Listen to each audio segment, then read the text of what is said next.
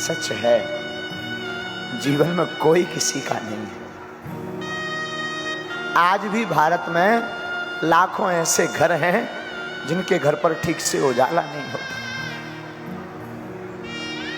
जिनके घर पर आज भी भोजन नहीं बनता, भूखे सो जाते हैं। त्योहार आता है तो आज भी ऐसे ही सो जाते हैं। हमने अपनी जिंदगी में बड़ा करीब से देखा, अपनों को परायों को बड़ा करीब से, बहुत नजदीक से देखा।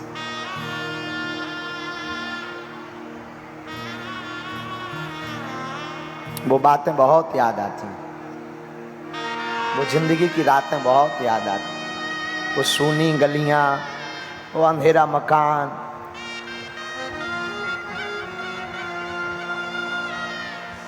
बड़े याद आते। जब हम अपने बचपन काल में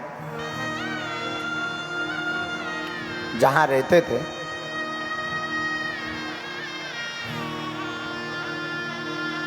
पिताजी हमारे तो कुछ करते नहीं थे।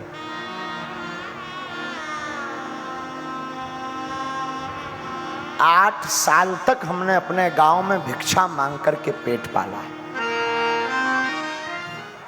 8 वर्ष तक। और आज भी हमें याद है, भूला नहीं है। वो दिन बहुत याद आते हैं।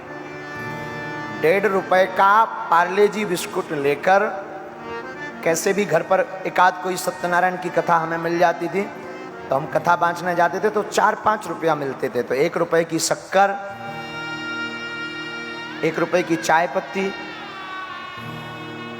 1 रुपए का कुछ और सामान, और 1.5-2 रुपए का पार्ले जी आता था।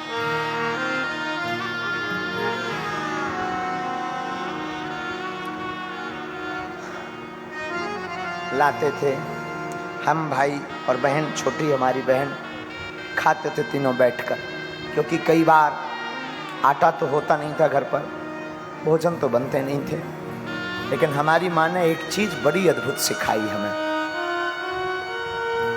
हमारी माँ कहती थी, बेटा तुम भले ही भूखे हो, भले ही गरीब हो, पर घर से तुम जब भी निकलना मुस्कुराते हुए निकलना, सिर्फ मुस्कुराना।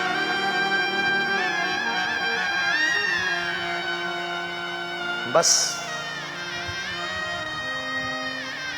आज भी हमें वो दिन याद हैं।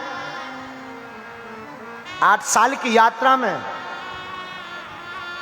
अनेक बार ऐसे दिन आए जब लोग हमारे पिताजी का निमंत्रण के कार्ड पर नाम नहीं लिखते थे, क्योंकि हम कुछ नहीं दे सकते थे, क्योंकि हम अमीर नहीं थे।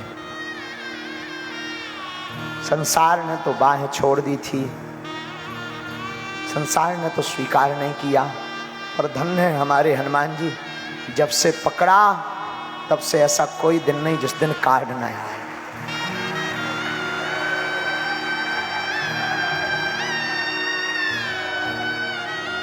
बालाजी करें किसी के दिन जिंदगी में वो दिन ना आए जो हमने अपनी जिंदगी में बहुत भोगे हैं। बहुत दिनों तक भूखे रहे। बहुत से लोग पूछते हैं आप अन्नपूर्णा क्यों चलाते हैं? हमारे अन्नपूर्णा का चलाने का सिर्फ शौक यही है कि हमने जो भूख सही है वो किसी और को ना सहना पड़े।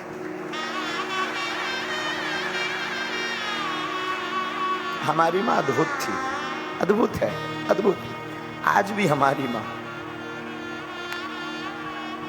कोसों दूर रहते हैं और माँ के हमेशा नजदीक रहते हैं। सच में हमें अपनी जिंदगी में जो माँ ने सिखाया ना, वो किसी ने नहीं सिखाया। बहुत। आज भी कई बार, अभी भी हम कई बार बहुत थक जाते हैं, बहुत श्रम हो जाता, शरीर में बहुत थकावट हो जाती, बहुत बताते नहीं लोगों को, पर ऐसे ही बहुत श्रम हो जाता। आज भी हम गांव के गांव में रहते पर माँ को मिलने नहीं जा पाते। और हमारी माँ आज भी 1.5 किलोमीटर पैदल धूप में चलकर आती है, पैदल। और आज भी वो जब भी नजदीक आती है पूरी थकावट मिट जाती है। नाम है तो बदनाम भी होते रहते हैं, बीच बीच में कई बार बड़े बड़े संकट आते हैं।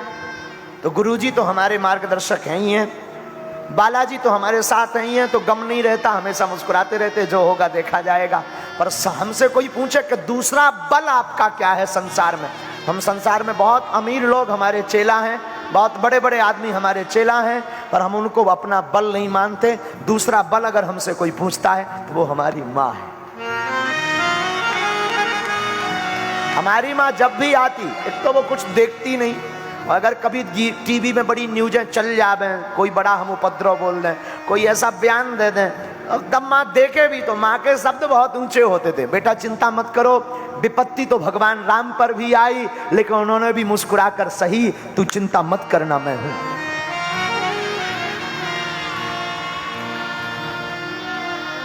और आज भी वो दिन याद है हमें, अपने जीवन काल के। हमें बचपन काल में वृंदावन पढ़ने जाना था, 2000 रुपया उधार किसी ने नहीं दिए थे, क्योंकि आजकल उधारी भी उनको मिलती है जो अमीर होते हैं, गरीबों को उधारी नहीं मिलती। वृंदावन नहीं जा पाए, पढ़ नहीं पाए, भागवत नहीं पढ़ पाए, ब्रजवास नहीं मिल पाया, लेकिन शायद हमारे हनुमान जी को और कुछ मजा थी और कोई मौज थी। हनुमान जी ने ऐसी लीला की कि वृंदावन तो नहीं जा पाए, पर भागवत करने लगे और ब्रज का वास जरूर मिलने लगा। सच है, लेकिन हमने कभी अपने बागेश्वर बालाजी को नहीं छोड़ा। उनका परिणाम, उनकी कृपा ऐसी है कि आज आपके बीच में हम बैठकर कुछ बोलने लायक हैं। हम फिर कहेंगे, तुम अमीरों की बेटियों के विवाह में जा पाओ या ना जा पाओ, तुम अमीरों के साथ खड़े हो पाओ या ना हो पाओ, पर मैं प्रार्थना करूंगा आज की कथा में उनकी बेटियों के विवाह में जरूर जाना जिनकी क्षमता 2 रुपयों की हो। क्योंकि अमीरों को तो लाखों लोग होते हैं, लाखों रुपए के महंगे महंगे गिफ्ट देने वाले, लाखों लोग साफा बांधकर अपने रुपयों का खर्च करके बेटी के विवाह में पहुंच जाते, पर गरीब के घर की बेटी में कोई नहीं पहुंच पाता। तुम उसके साथ खड़े होना जिसका कोई ना हो।